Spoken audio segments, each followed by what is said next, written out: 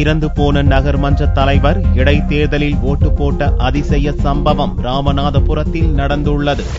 தமிழகத்தில் காலியாக இருந்த உள்ளாட்சி அமைப்புகளுக்கான தேர்தல் கடந்த 18ஆம் தேதி நடந்தது.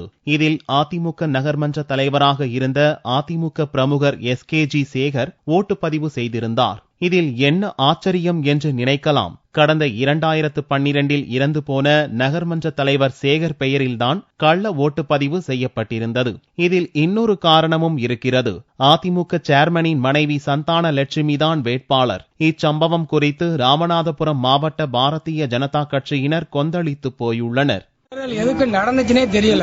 ஏன்னு கேட்டீங்கன்னா, இருந்த சேர்மன் இறந்ததுனாலதான் தேர்தல் வந்துச்சு. ஆனா முந்தா நாள் வாக்குப்பதிவு அன்னைக்கு பார்க்கல சேர்மன் ஓட்டு போட்டிருக்காரு. அப்ப ஏன் இந்த தேர்தல் நடந்துச்சுன்னு தெரியல. ஆம்பளை ஓட்ட பொம்பளை போடுது, பொம்பளை ஓட்ட ஆம்பளை போடுது. பிச்சைக்காரியை கூட்டியாந்து ஓட்டு போட வைக்கிறாங்க. பைத்தியக்காரனை பிடிச்சி லூசை பிடிச்சி ஓட்டு போட வைக்குது. இதையெல்லாம் தாண்டி உச்சபட்சமா ஆவியே ராமநாதபுரம் நகராட்சியில ஓட்டு போட்டது இதுவரைக்கும் உலக சரித்திரத்திலே இல்லாத ஒண்ணு ராமநாதபுரம் நகராட்சியில நடந்திருக்கு.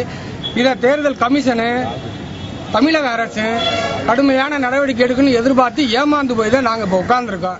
2012 இறந்து போன SKG சேகருடைய அந்த ஓட்டு கூட இந்த வாக்காளர் ஜாபிதாவிலிருந்து நீக்கப்படாமல் இருந்து அந்த ஓட்டும் கூட பதிவாயிருக்குது.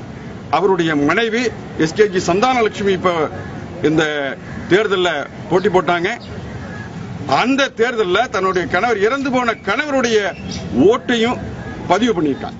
யார் இறந்ததால் இடைத்தேர்தல் வந்ததோ அவரே வந்து ஓட்டு போட்ட சம்பவம் அரசியல் கட்சியினரை மட்டுமல்ல பொதுமக்களையும் அதிர்ச்சியில் உறைய வைத்துள்ளது.